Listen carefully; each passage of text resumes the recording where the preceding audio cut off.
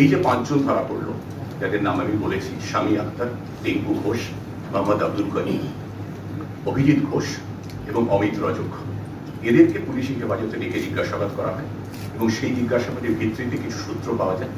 সেই সূত্রগুলির অনুসরণে গতকাল রাত্রিবেলা নরেন্দ্রনাথ তিওয়ারি এবং স্বপন শর্মা নামে দুজনকে আনা হয়, জিজ্ঞাসাবাদ করা হয়। এসপির নেতৃত্বে রাতভর জিজ্ঞাসাবাদ চলে এবং জিজ্ঞাসাবাদের পরে সকালবেলা এই দুজনকে গ্রেফতার করা হয়েছে। জিজ্ঞাসাবাদ এখনো চলছে, তবে আপাতত যেটুকু তথ্য পাওয়া গেছে সেটুকু যতটুকু তদন্তের স্বার্থে আপনাদের সঙ্গে ভাগ করে নেওয়া সম্ভব সেটুকু বলি। সেটা হচ্ছে স্বপন শর্মা একটু কুখ্যাত দুষ্কৃতী, তার বিরুদ্ধে অতীতে এলাকায় বোমাবাজি, খুন, দাঙ্গা হাঙ্গামার একাধিক অজস্র অভিযোগ আছে, পুরনো মামলা আছে। ইনি এবং নরেন্দ্রনাথ তিওয়ারি মিলে দুজনে এই ঘটনার মূল চক্রী ছিলেন। 50 লক্ষ টাকার বিনিময়ে সুপারি কিলিং এর একটা বরাত দেওয়া হয়েছে। যাদের দেওয়া হয়েছিল, যে 4 জন এসেছিলেন, যে 4 জন দুষ্কৃতীর কথা বলেছি, যার মধ্যে 2 জন ধরা হয়েছে। ড্রাইভার ছিলেন আসরার খান বলে একজন, তাকে এখনো পাওয়া যায়নি। তিনি গাড়িটা চালিয়ে এসেছিলেন, উনির সঙ্গে তার সরাসরি কি যোগ ছিল সেটা আমরা পরে দেখছি। এছাড়া আরো 2 জন এখনো পলাতক আছেন। তার মধ্যে একজন হচ্ছেন কৃষ্ণ রজক ওরফে রোহন, ইনিও গাড়িতে ছিলেন। 4 জন ছিলেন, একজন ছিলেন আসরার, আরেকজন শুরুতে বলেছি শামী আখতার এবং টিঙ্কু ঘোষ, এবং আরেকজন যে পলাতক আছেন কৃষ্ণ রজক ওরফে রোহন। যে অমিত রজকের কথা আমি বলেছি হচ্ছে রোহনেরই, কৃষ্ণ রজকের ভাই। এবং আরো একজন পলাতক আছে বাবলু যাদব, সে ওই 4 জনের বাইক আরোহীর মধ্যে ছিল না, কিন্তু সেও এই সার্বিক খুনের যে চক্রান্ত তার সঙ্গে যুক্ত ছিল। এই দুজনের, কৃষ্ণ রজক এবং বাবলু যাদব, তাদের ধরলে বা তাদের যদি কেউ সন্ধান দিতে পারেন, স্থানীয় মানুষ বা ভিন রাজ্যের মানুষ, সেই মর্মে পোস্টার ছাপানো হয়েছে জেলা পুলিশের তরফে।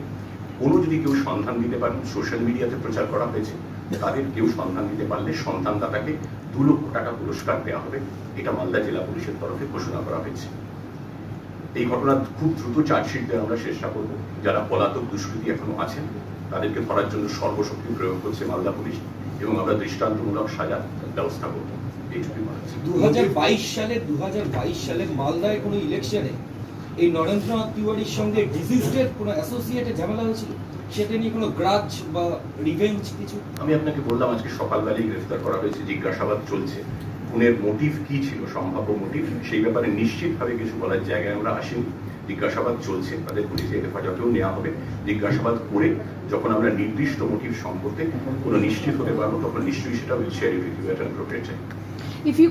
আমি তো বললাম যে 5 জনকে জিজ্ঞাসাবাদ করা হয়েছিল, সেই জিজ্ঞাসাবাদের সূত্রে এনার নাম উঠে এসেছে যে ইনি এবং এই স্বপন শর্মা বলে যদি কুখ্যাত দুষ্কৃতী, এনারা ঘটনার মূল চক্রী ছিলেন। কিন্তু কি কারণে তারা এই 50 লক্ষ টাকা দিলেন, কি কারণে এই খুনটা হলো, যেটা বললাম, ওই Rohan and his team, the head, the সুপারি কিলার্স বেসিক্যালি।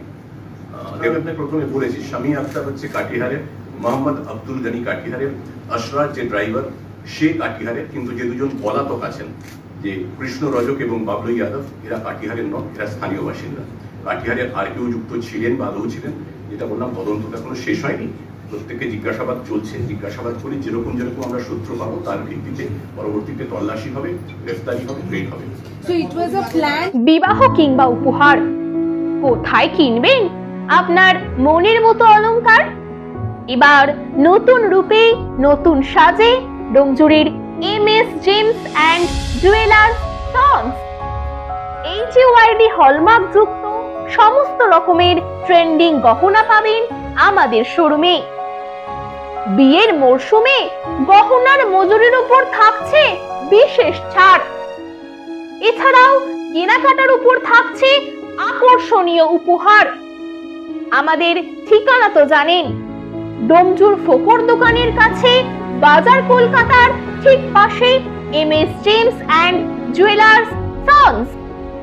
বিশদে জানতে যোগাযোগ করুন 8697888230 অথবা 8697749087 এই নম্বরে।